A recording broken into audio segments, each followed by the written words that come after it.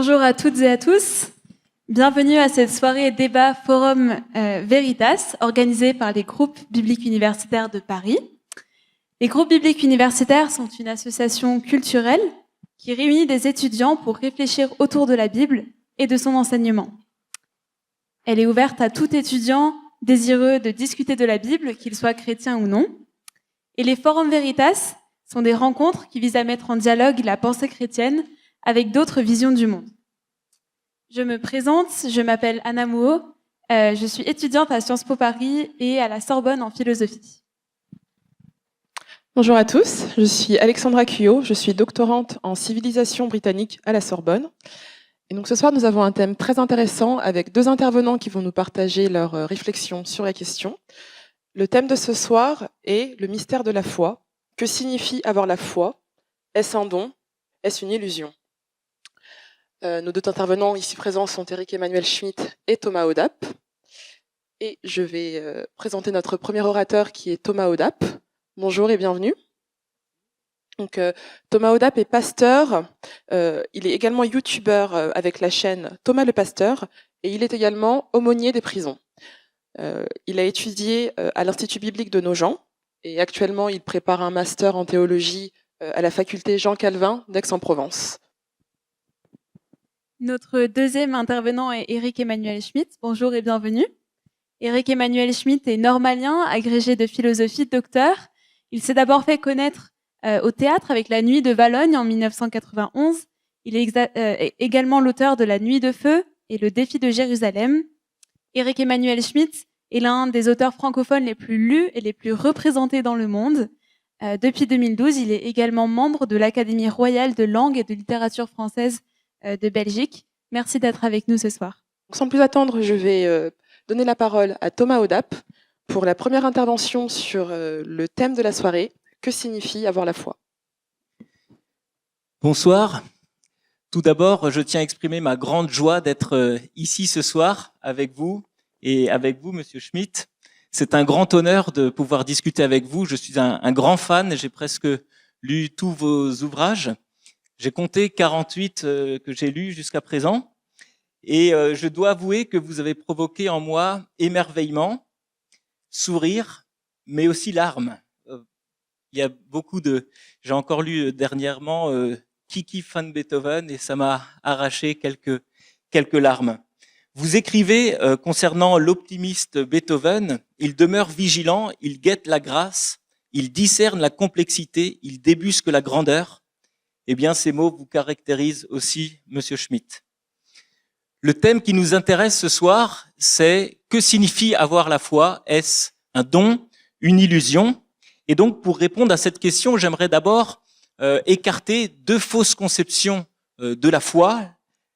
La conception qui consisterait à dire que la foi est un saut dans l'irrationnel et l'autre conception qui dirait que la foi est une fuite du monde présent.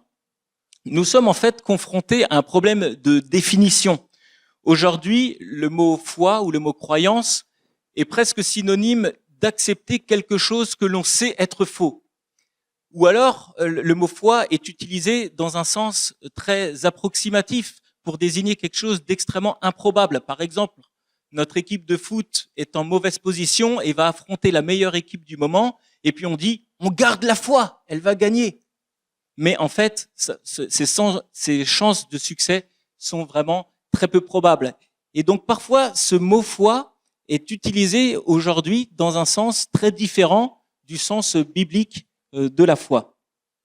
Alors j'aimerais pouvoir définir ce qu'est la foi et puis répondre à cette question, la foi, est-ce un don ou une illusion? Alors, deux idées reçues sur la foi. Il peut y avoir une confusion sur ce que nous entendons par le mot foi. L'athéisme, le nouvel athéisme définit la foi comme croire sans preuve. Mais en réalité, le mot foi vient du mot fides, qui signifie engagement, confiance, crédit. Et donc, pour faire confiance, il faut des raisons. Il faut des raisons de croire. La foi biblique ne vient pas d'une absence d'information, mais elle repose sur des faits.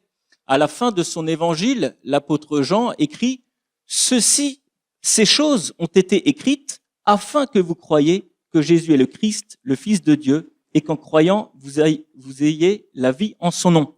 On voit que la foi repose sur les faits qui ont été écrits. C'est pas une absence de faits qui nous fait croire, mais c'est un témoignage de faits qui appuie la foi. Alors, Francis Schaeffer, un théologien américain du XXe siècle, pour décrire la foi, parle de 2 types de foi et il l'illustre avec la petite histoire suivante. Imaginons des alpinistes qui sont perdus en montagne, voilà, et qui sont sur un flanc où il y a du vent, une extrême fraîcheur, et ils ne vont pas pouvoir passer la nuit, ils vont mourir s'ils sont exposés au vent comme ça. Alors, un des alpinistes dit, peut-être que si je saute 3 mètres plus bas, il y a une petite cavité où je pourrais m'abriter et donc survivre. Et donc la personne, voilà, décide de sauter. La foi serait peut-être une manière de concevoir la foi comme ça. On fait un saut dans le vide sans aucune raison. Par contre, deuxième situation, les alpinistes entendent une voix.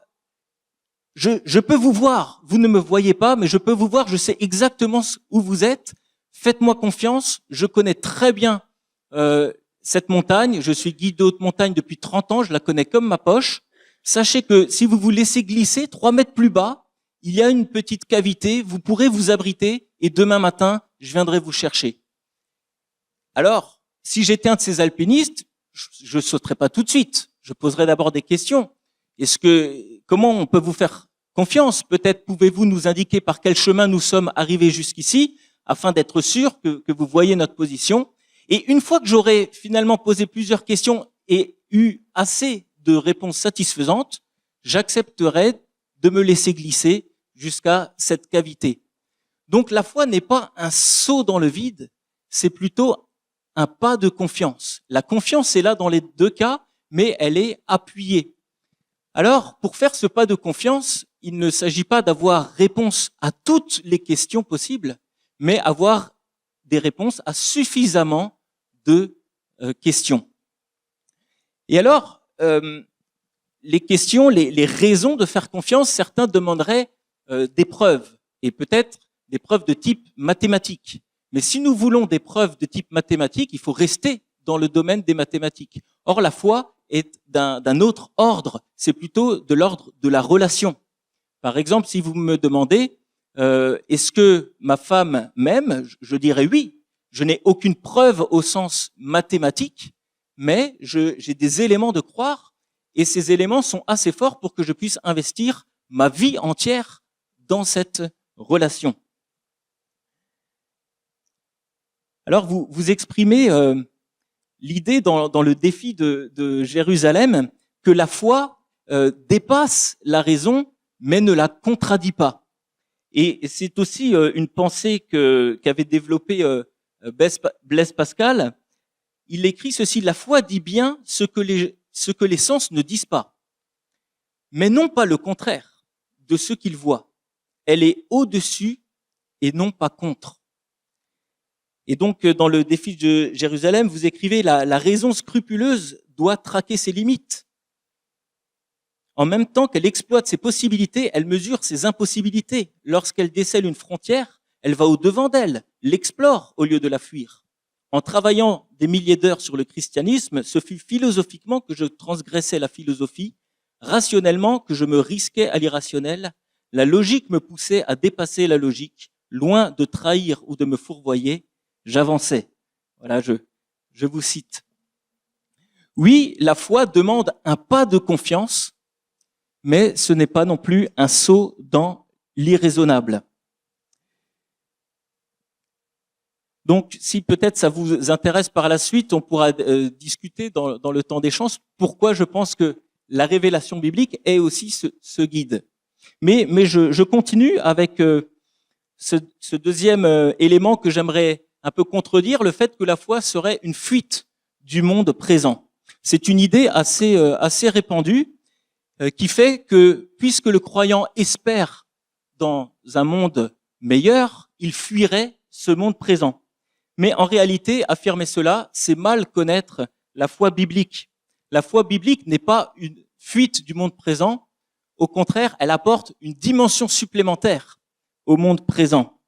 Imaginez que vous êtes devant un tableau dans un musée, vous l'observez, vous êtes émerveillé, vous commencez à admirer l'artiste derrière ce tableau, et là vient un guide qui vous fait remarquer des détails sur ce tableau, qui vous explique le sens, les techniques de production. Cela va encore augmenter votre admiration du tableau et de l'artiste qui est derrière. Et c'est pareil avec la vie, plus on apprécie la vie, plus on appréciera le créateur de la vie, plus on appréciera Dieu qui a créé cette vie. Irénée de Lyon disait au IIe siècle, la gloire de Dieu, c'est l'homme vivant. La vie humaine rend gloire à Dieu. Avoir la foi, ce n'est pas fuir la vie, c'est la traverser avec un autre regard, un regard d'amour, un regard d'espérance et de reconnaissance, ce qui augmente encore le plaisir. Lorsqu'on éprouve un plaisir et qu'on peut être reconnaissant, eh bien cela augmente encore le plaisir. Avoir la foi, c'est donc un ajout à l'existence. Alors, qu'est-ce que la foi? Je dirais, la foi, c'est une maison à 3 niveaux. Au rez-de-chaussée, on pourrait dire qu'il y a déjà un contenu. La foi biblique repose sur une liste de propositions à comprendre.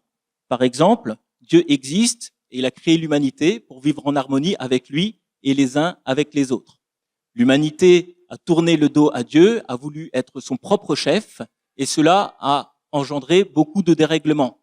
Mais Dieu qui nous aime a mis en place un plan de sauvetage dont le point culminant est la vie, la mort et la résurrection de Jésus-Christ. Et un jour, Dieu va remettre toutes choses en ordre. On pourrait, dire, pour avoir la foi, il faut comprendre ces choses-là. Il y a donc un contenu à la foi. La foi n'est pas seulement un élan du cœur, elle a un objet. Vous dites parfois, Monsieur Schmitt, mon christianisme ne constitue pas un savoir, mais une façon d'habiter ce que ma raison ignore. Dans le défi de Jérusalem, par exemple. Alors, effectivement, lorsque l'on parle de Dieu, on parle d'un mystère. Et tout discours sur Dieu sera incomplet. Lorsqu'on parle de Dieu, il y aura toujours une part d'inconnu. Mais Dieu a choisi aussi de se révéler. Et il l'a fait de bien des manières, par la création qui nous entoure, par un message transmis à des prophètes, et bien sûr, ultimement, par la personne de Jésus-Christ. J'aimerais lire quelques versets que l'on trouve dans la Bible. Après avoir autrefois, à plusieurs reprises et de plusieurs manières, parlé à nos pères par les prophètes, Dieu, dans ces derniers temps, nous a parlé par le Fils, qu'il a établi héritier de toutes choses, par lequel il a aussi créé le monde, et qui, étant le reflet de sa gloire et l'empreinte de sa personne, et soutenant toutes choses par sa parole puissante, a fait la purification des péchés, et s'est assis à la droite de la majesté divine, dans les lieux très hauts. Ce texte absolument magnifique nous montre que Jésus-Christ est Dieu venu sur la terre pour se révéler à nous. Et donc, nous pouvons connaître quelque chose de Dieu. Dieu n'a pas seulement donné de l'information sur lui, il est venu en personne.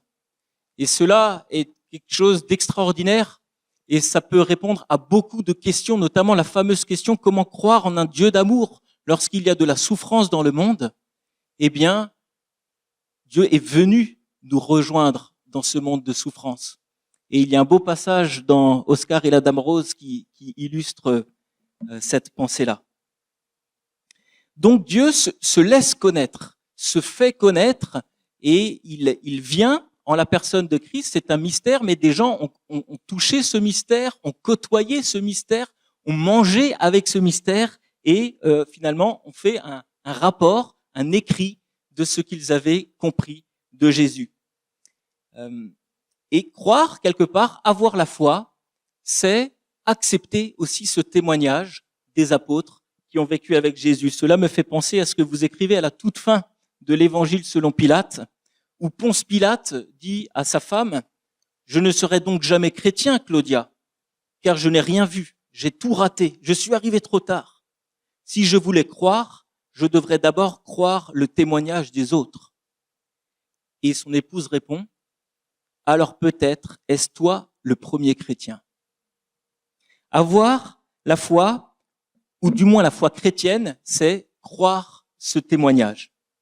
Alors bien sûr, il y a un contenu, mais il ne s'agit pas simplement de comprendre ce contenu, il faut aussi y adhérer. Ça, c'est le deuxième étage de la maison. Le premier étage, c'est le contenu. Ensuite, il y a l'adhésion, c'est-à-dire reconnaître comme vrai l'ensemble de ce contenu. Et pour cela, les raisons de croire entrent en jeu, les explications, les arguments ou les expériences.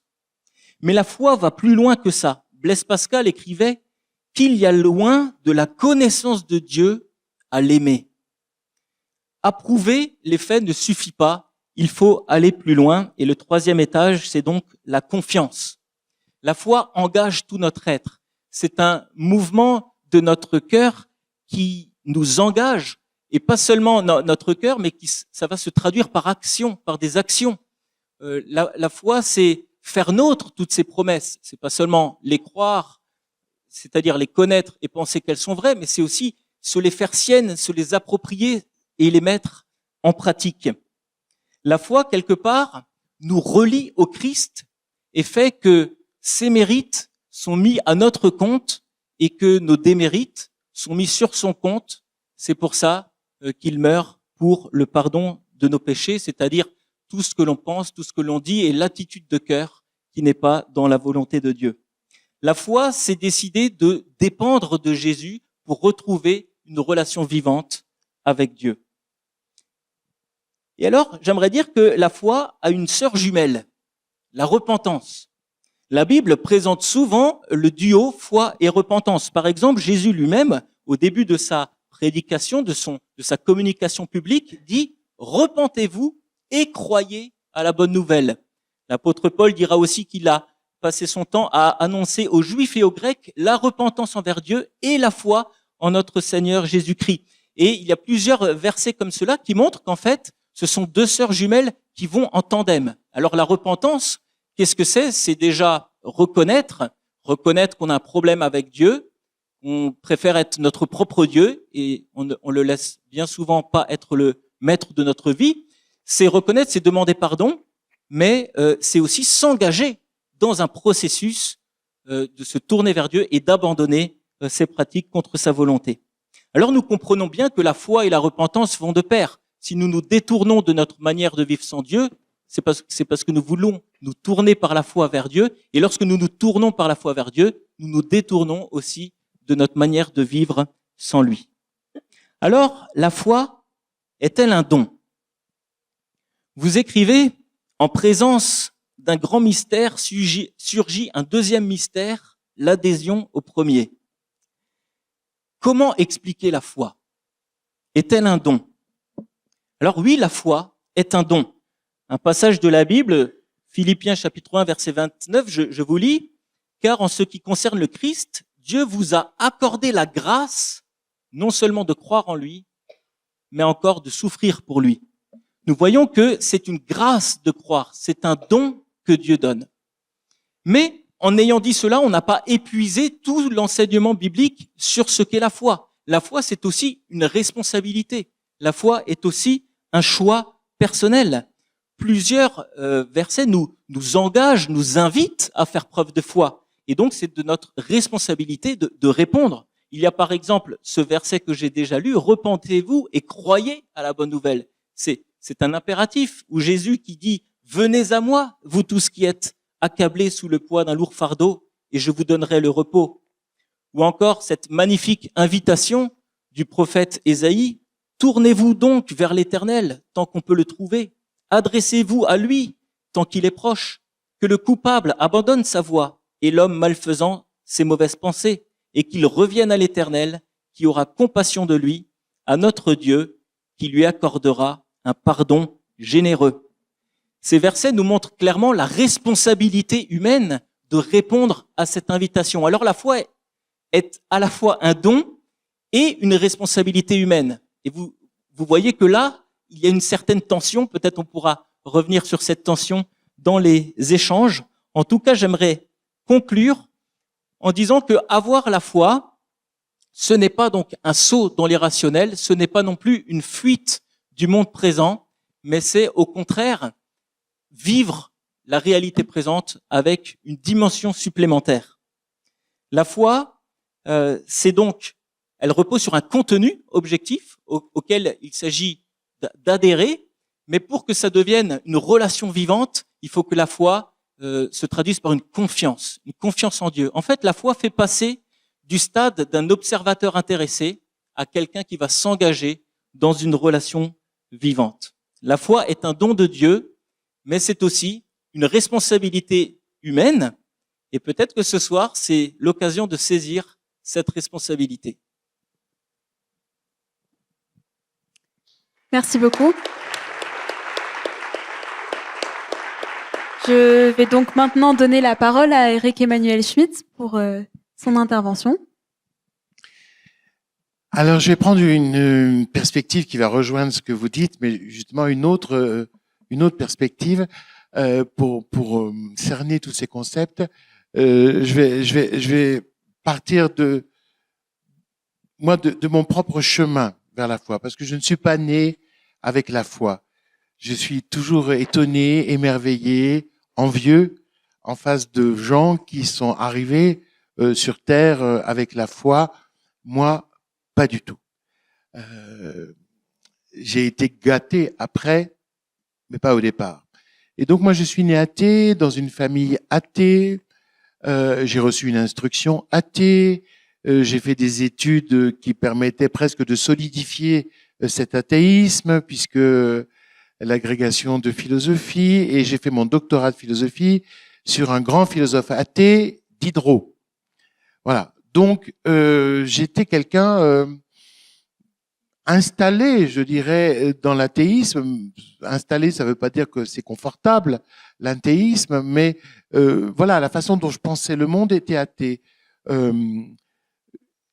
La possibilité de croire était présente en moi, parce que justement, j'avais fait des études de philosophie, et vous savez très bien qu'en philosophie, on discute beaucoup de la question de Dieu, et que certains philosophes, Saint Anselme, Saint Augustin, Descartes surtout, et Kant ensuite dans la critique de la raison pure, apportent des preuves de Dieu.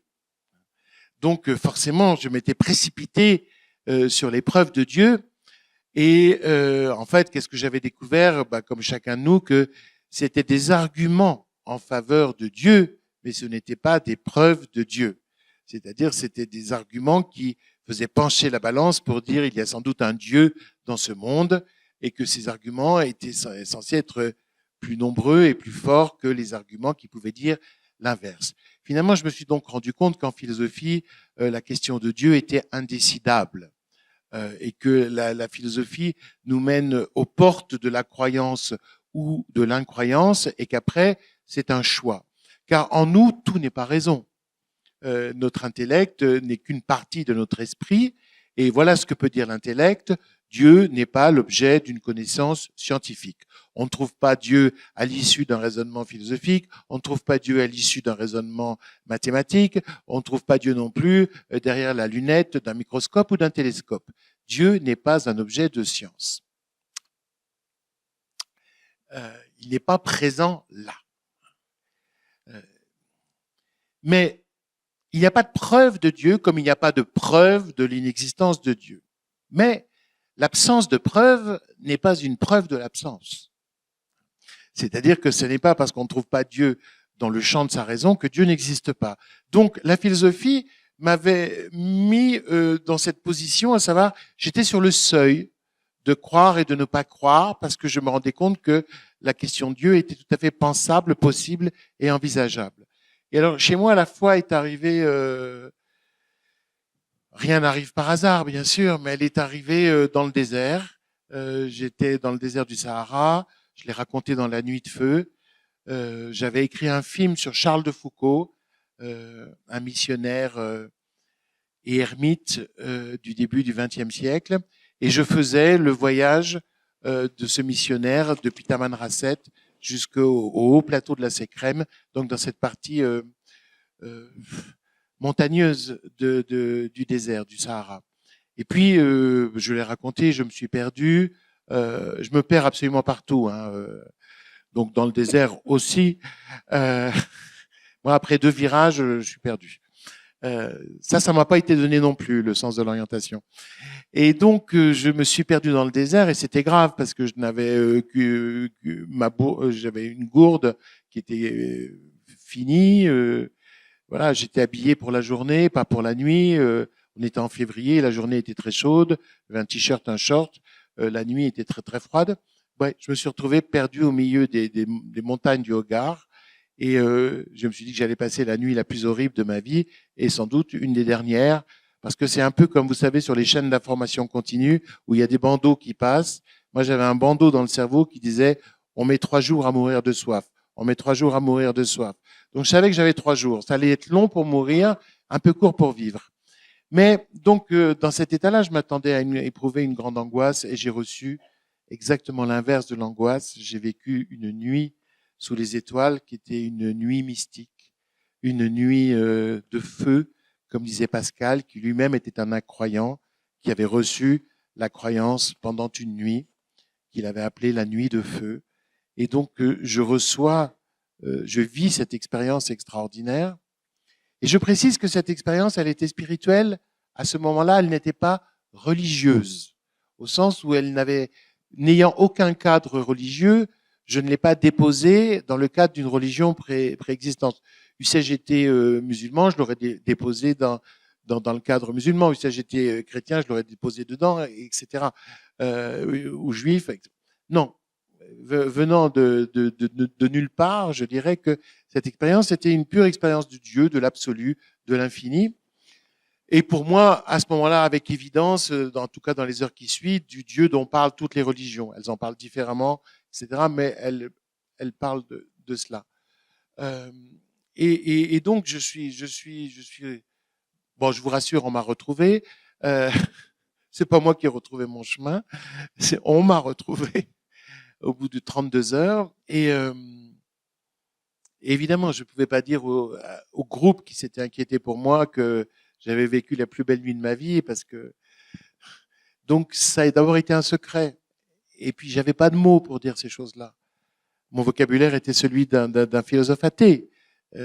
Une révélation, c'est une révolution. Il faut tout repenser, tout renommer, tout articuler différemment. Alors ça, c'est un travail qui s'est fait à la fois naturellement au fond de moi, comme une espèce d'épreuve alchimique qui me transformait de l'intérieur, et puis aussi un travail volontaire qui consiste à se dire, alors je repense tout à partir de cette expérience. Tout cela, ça m'amène à dire que la foi, pour moi, a été une grâce qui m'a été donnée. Donnée un soir où j'avais peur, non pas pour me rassurer, mais parce que il n'y avait que la peur et le danger qui pouvaient me faire perdre ma maîtrise de moi-même. J'avais 28 ans, j'étais un jeune homme qui pensait vraiment qu'il fallait tout maîtriser, ses sentiments, ses relations avec les autres, ses émotions. J'étais cadenassé. Et donc, tout d'un coup, cette situation de danger crée des failles. Et s'il n'y a pas de failles, la lumière ne peut pas passer. Et donc, ces failles m'ont permis de penser ou d'éprouver, d'être un peu bras ouverts, ce que je n'étais pas avant. Donc, cette fois, elle m'arrive comme ça. Et bien sûr, alors après, elle me modifie, elle me change, elle me pousse à lire les grandes spiritualités, aussi bien orientales, juives, musulmanes, chrétiennes. Et puis, un jour, je lis les 4 évangiles. Je les avais jamais lus. Hein. Et je suis bouleversé par cette lecture, parce qu'il y a là-dedans quelque chose qu'il n'y avait pas dans ma nuit au Sahara. Dans ma nuit au Sahara, il y avait le sens, la présence du sens, l'idée que tout est justifié. C'est ça que j'avais reçu. Et tout d'un coup, dans les évangiles, il y avait une notion supplémentaire, celle de l'amour. Et ça, ça m'a profondément attiré, parce que c'était dire quelque chose de plus et indiquer peut-être une manière d'exister et transformer la foi comme une espèce de certitude spirituelle en un faire, en une action. Comme disait Victor Hugo, Dieu est à faire.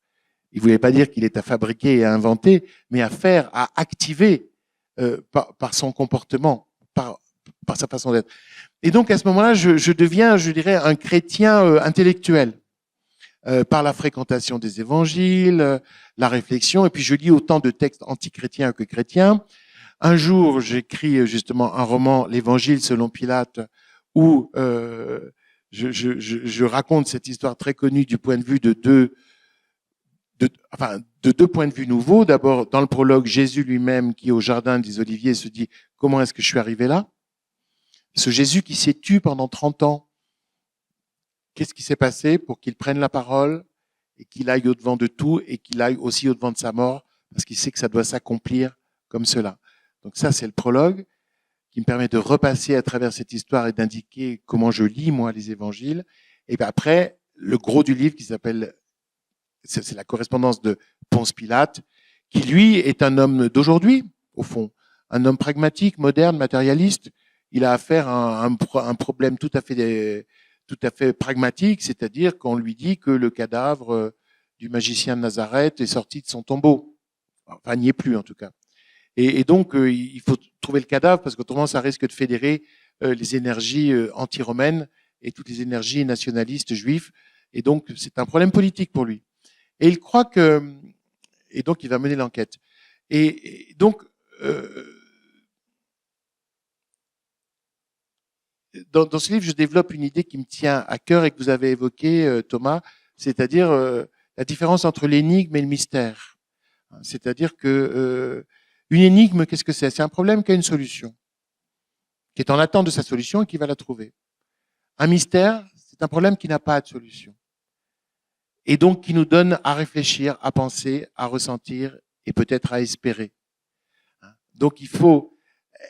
On n'est pas dans le même rapport quand on est dans un rapport à une énigme qu'on va résoudre rationnellement que quand on est au mystère qui ne se résout pas intellectuellement. Accepter cette suscitation infinie et continue qu'est le mystère. Donc, j'avais amené Pilate aux portes du mystère, j'étais moi-même aux portes du mystère. Mais c'était encore une position philosophique. Et puis, il se trouve que j'ai eu ce bonheur de faire il y a, je sais plus quoi, 2 ans, 3 ans, un voyage à Jérusalem, qui était un pèlerinage, et que j'ai raconté dans le défi de Jérusalem, et d'une façon tout à fait inattendue, de nouveau, quelque chose m'est tombé dessus, et c'était donc au Saint-Sépulcre, je le raconte dans le livre, et tout d'un coup, le sentiment de la présence incompréhensible d'un homme qui est censé être mort il y a 2000 ans, mais dont je sens la présence. Et cette chose aussi incompréhensible dans le mystère chrétien d'un Dieu fait homme. Parce que le propre du christianisme, c'est qu'il est incompréhensible. Il sollicite... C'est beaucoup plus difficile de croire au christianisme qu'en n'importe quelle autre religion. Parce que il fait il sollicite la raison d'une façon assez étrange et brutale, en disant, voilà, ça s'appuie sur 2 choses, l'incarnation et la résurrection. 2 trucs impensables. Un Dieu qui s'incarne en un homme et la résurrection, un mort qui n'est pas mort. C'est juste impensable. Donc c'est pour ça, moi je comprends très bien les gens qui veulent pas être chrétiens, parce que c'est un sacré défi d'être chrétien. Mais moi, il se trouve que lorsque je vis cette expérience au Saint-Sépulcre, mon christianisme cesse d'être intellectuel pour devenir charnel, sensoriel, expérimenté. Je vis le mystère, la présence. Je vis ce que je n'arrive pas à comprendre. Je ressens ce que je n'arrive pas à comprendre. C'est-à-dire que mon esprit, qui n'est pas que raison, reçoit par le corps une information que je ne pourrais jamais mettre en raison et en intellect, mais qui est quelque chose de vécu et d'expérimenté. Et c'est à ce moment-là que ma foi devient totalement incarnée. Ma foi chrétienne devient totalement incarnée. C'est-à-dire que ce n'est plus une possibilité, ce n'est plus une option que je choisis, alors que c'était ça avant. Je me disais, je crois en Dieu, ça c'est pas une option, j'y suis, j'ai la foi. Et puis option chrétien. Là, à partir du moment où j'ai vécu cette expérience de Saint-Sépulcre, ma foi est devenue un consentement à la réalité. Un consentement à la réalité de ce que j'ai vécu.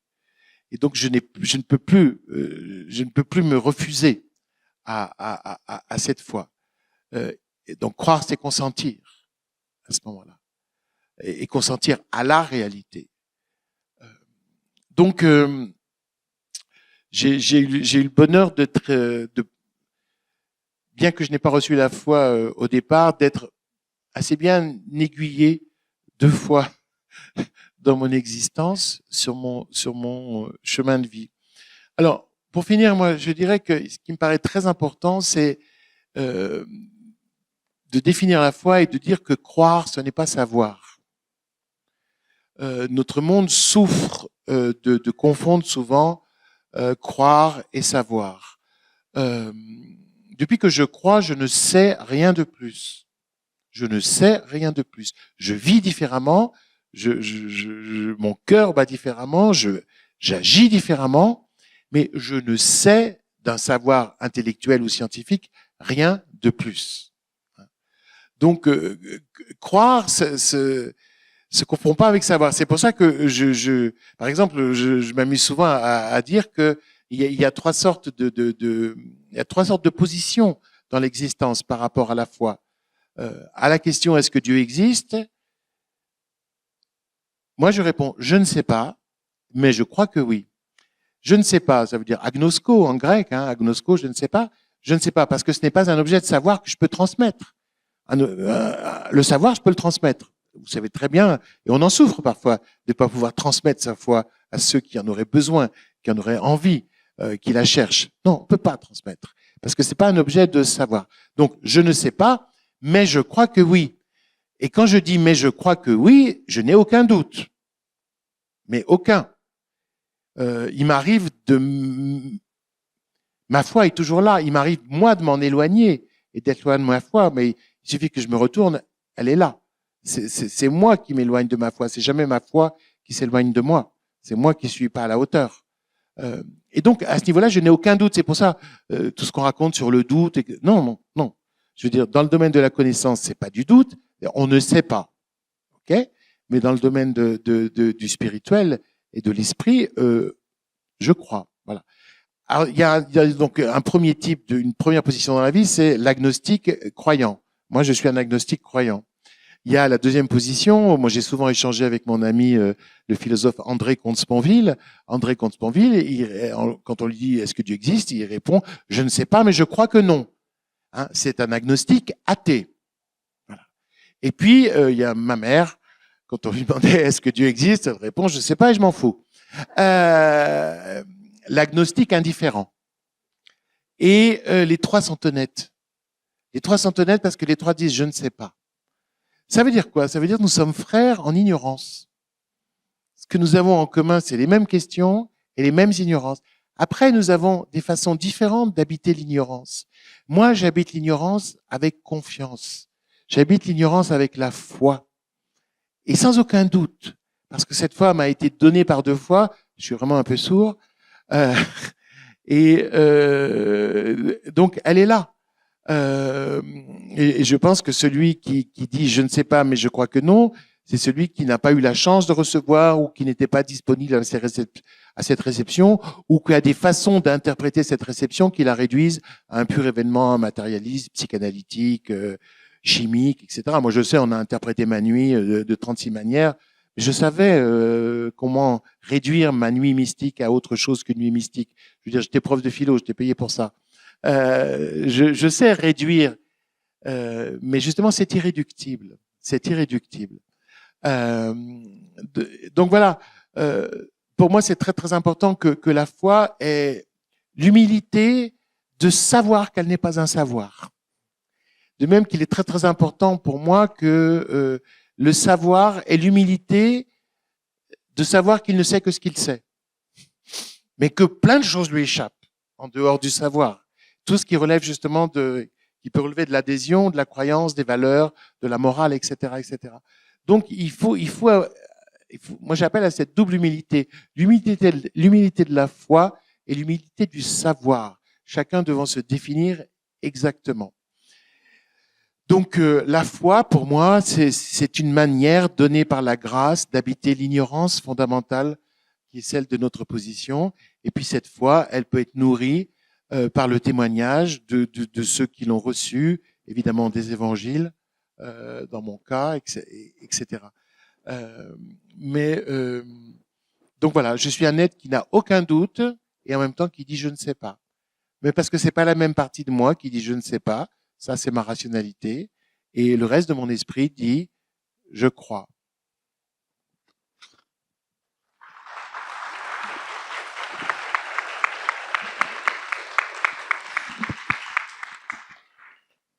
Merci beaucoup pour vos deux interventions. Donc en fait, c'est maintenant le moment de mettre nos deux orateurs en dialogue l'un avec l'autre. Donc je vais premièrement passer la parole à Thomas Audap.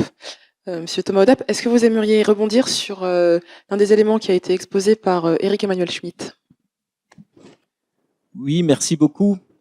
Alors, quand j'ai lu justement la Nuit de feu, où vous présentez aussi déjà cette distinction entre je sais, je crois, et ben depuis ça fait presque 10 ans maintenant que cette question, je la tourne dans ma tête. Et je suis pas sûr d'avoir encore trouvé la réponse, parce que d'un côté, j'explique mon raisonnement, vous allez peut-être m'éclairer. Ne pas dire je sais, j'ai peur presque que c'est manquer de respect à Dieu qui a voulu se faire connaître. Et donc peut-être, si Dieu a pris le soin de se révéler, qui suis-je pour dire je ne sais pas. J'ai vraiment cette lutte en moi. Et d'un autre côté, je comprends exactement ce que vous venez de dire. Et voilà, je soulève cette question. J'ai pas la réponse. Moi, mon élément de réponse, c'est de dire que je distingue savoir et témoigner.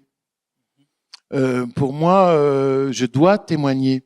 J'ai ce devoir par rapport à Dieu de témoigner, de me servir des mots pour indiquer ce que j'ai vécu, d'affirmer cette lumière, de témoigner.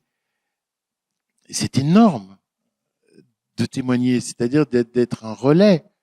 Mais je témoignerai à toute force, mais je ne considère pas le témoignage comme un savoir. C'est parce que notre expérience, elle est toujours singulière, donc je ne peux que témoigner d'une expérience singulière et dire ma conviction absolue d'être inspiré fondamentalement. Mais voilà. Donc pour moi, par rapport à Dieu, le devoir n'est pas de dire je sais, c'est de dire je vais témoigner. Puisque tu m'as fait cette grâce, je témoigne.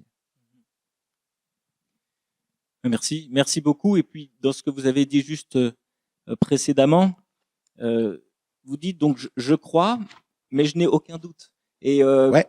Voilà, ça m'éclaire aussi dans ma réflexion, parce que encore une fois, ça c'est peut-être le mauvais usage du mot croire. Oui. Comme si quand on dit je crois, forcément, c'était l'objet d'une incertitude. Oui. Voilà. Donc, merci. Moi, je crois, pour moi, c'est ce que disait Blaise Pascal, hein, c'est-à-dire que l'esprit n'est pas qu'entendement, l'esprit n'est pas qu'intellect, l'esprit n'est pas que raison, et l'esprit est cœur et raison, nous disait Pascal. Et effectivement, notre expérience du monde nous montre que certaines choses sont appréhendables par la raison, et fort heureusement, et puis que beaucoup d'autres choses dans notre expérience du monde ne sont pas appréhendables par la raison. Est-ce que pour autant, nous ne devons pas les appréhender? Nous ne devons pas en tenir compte, voire fonder nos vies, une grande partie de nos vies dessus. Donc c'est pour ça que moi voilà, pendant des années, la notion de doute m'a un peu brouillé la compréhension de ce que disaient les gens, et voire même de ce que j'avais à dire. Et c'est pour ça que voilà, moi j'insiste en disant voilà, dans le champ de la raison, je ne sais pas. C'est même pas que je doute, c'est que je ne sais pas et que personne ne sait. Je veux dire, l'imposteur, c'est celui qui va venir en face de moi en disant je sais. Non. Il y a quand même des philosophes qui vous disent je sais que Dieu n'existe pas, hein. Mais il y en a aussi qui vous disent je sais que Dieu existe. Mais bon, ça n'est pas l'objet d'un savoir, c'est indémontrable. C'est voilà. donc voilà, mais dire qu'on ne sait pas, c'est pas dire qu'on doute. Voilà. Et par contre, dans le champ de la croyance, moi, justement, je n'ai absolument aucun doute. Donc, je ne suis pas. En fait, il y a nulle place pour le doute dans mon histoire. C'est-à-dire, d'un côté, il y a l'inconnaissable, et de l'autre côté, il y a ce que mon cœur éprouve. Et des deux côtés, dans le côté de l'inconnaissable, c'est pas que je suis en train de me dire peut-être ben que oui, peut-être ben que non. Non, c'est inconnaissable. Et de l'autre côté, je suis dans une affirmation ou une résolution ou une imprégnation radicale qui fait qu'il n'y a pas, qu'il n'y a pas de doute. Merci beaucoup, ça éclaire ma réflexion que j'ai entamée il y a presque 10 ans suite à votre lecture. Merci beaucoup. Alors moi, j'ai une question pour vous. Chez vous, la foi, elle est historique, elle est arrivée à un moment de votre vie. C'est quelque chose qui était là, en fond, au fond, ou présent. L'épiphanie de la foi, c'est quoi chez vous? Alors, merci pour cette question. J'ai grandi, contrairement à vous, dans une famille où la foi avait une importance capitale. Et j'ai été, on va dire, enseigné depuis petit dans la foi. Mais je dirais enseigné donc intellectuellement, mais aussi d'expérience, quoi. Et je peux dire aujourd'hui, maintenant que j'ai 39 ans, j'ai pas peut-être choisi de naître dans un contexte de foi, mais j'ai délibérément choisi d'y rester. Donc il y a cet acte volontaire qui a pris une place au cours de mon cheminement. Bon, comme disait déjà Tertullien, on ne naît pas chrétien, on le devient. Même ayant grandi dans un cadre de foi, je me souviens aussi d'une petite expérience où j'ai donné mon cœur d'enfant à Jésus, si on peut le dire comme ça, où j'ai vraiment saisi le message de pardon qu'il voulait m'offrir et ressenti son amour d'une manière spéciale. Voilà, j'étais un jeune enfant. Et puis après, en grandissant, on comprend d'autres choses, on voit les implications que la foi demande.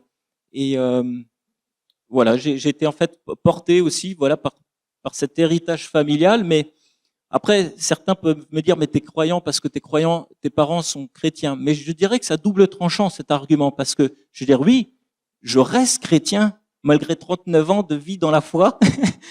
J'ai pas trouvé de moyen qui m'aurait dissuadé d'abandonner cette conviction.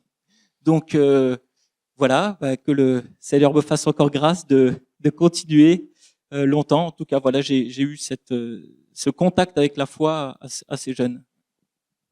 Je pense que c'est moins facile d'être né dans un contexte chrétien et d'affirmer sa foi que quand on est comme moi, le Huron, le bon sauvage, qui vient de l'extérieur et puis qui découvre progressivement les choses. Je pense que c'est moins évident.